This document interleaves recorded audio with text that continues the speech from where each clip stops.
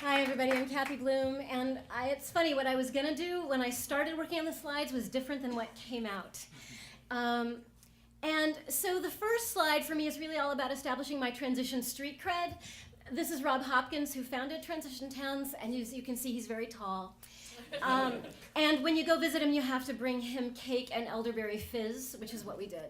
We brought him carrot cake. It was sort of like giving a white scarf to a Buddhist monk when you go to visit him. And he talked a lot about so this woman ran a B&B in Denmark that we went to, and she said, the problem with climate change and peak oil is they're not funny and they're not sexy. You've got to make them funny and you've got to make them sexy. And we thought, okay, sure, right, that's sort of what I try to do. But it's hard. And it's hard to make things funny and sexy when we know the gravity of what we're facing.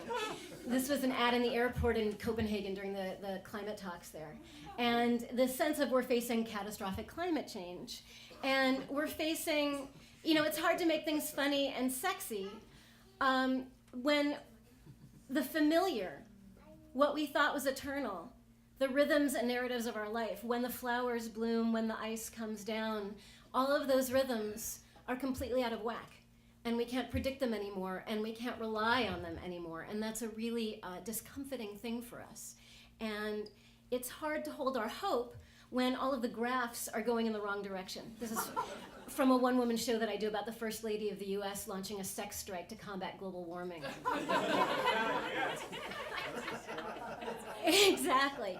And it's also hard when there are a few things that we know, and one of them is that we can't go back.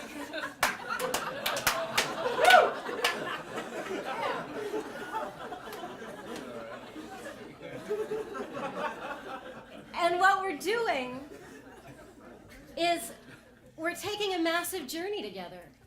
We're taking a collective voyage deep into the unknown. This is from the London Science Museum, and I love the fact that you really have, when you're going up that elevator, you really have no idea where you're headed, the escalator. And while we know that what we're going on is a journey,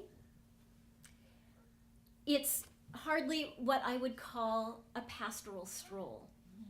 It's not like you're walking down the village lane in Hobbiton. You're not going to Bag End, right? What we know is that things are getting exotic and charismatic. And the bottom line is that we're attempting to avoid, forestall, survive, and or mitigate global catastrophe. And that's a hard thing for your heart to hang on to. It's a hard thing to maintain your hope. It's a hard thing to live on a planet in peril and keep a sense of possibility. And we have to change all the systems of how we live. And we have to do it while, as this document says, and this is from something called Klimaforum, which was an ancillary event to the climate talks in Copenhagen. It was much more productive and successful. This question is, how do we change all the systems while we're searching for wisdom and we're searching for well-being?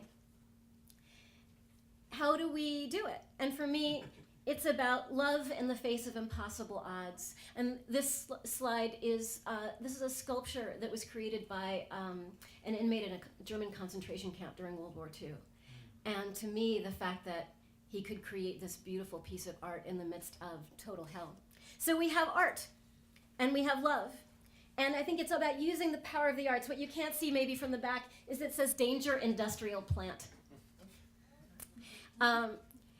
And it's about using the power of the arts to help launch a movement.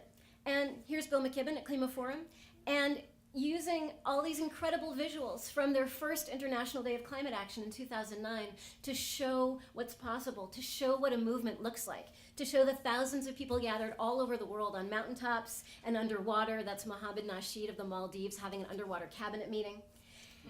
And the arts have the capacity to elevate people above the everyday, to give them new perspective on what they might be able to accomplish, to let them soar above life's troubles for just a little moment, and to see the world from a completely different perspective and paradigm. It's about harnessing our collective creativity to reimagine everything. including bicycles. And this, as you might be able to tell, is from a Montpelier art bike exhibit that just captured my imagination for someone saying it can be so beautiful. It can be created out of materials that we never imagined. I don't even know if it's rideable, but it's awesome anyway, right? And it's also about giving people a time and a place to rest, to put themselves back together. This is the Milwaukee airport, and it's right after you get through, getting searched and violated. And I love the fact that they had enough of a sense of humor about it to establish it and make it part of the fabric of the airport. It's also about when messages or slogans can't be spoken or written, they can be danced.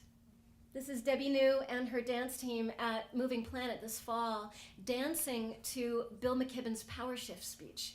And it's also about reminding people of what's holy in the world, why we love what we love, why we cherish the planet, what's meaningful for us, what we revere, and what we're willing to fight for in a creative, loving, and peaceful way.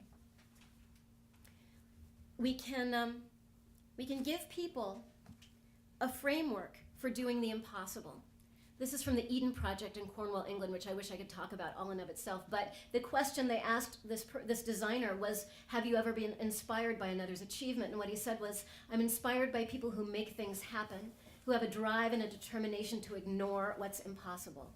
And then we can look back in utter wonder at our great good fortune to live somewhere utterly miraculous, our tiny blue ball in space.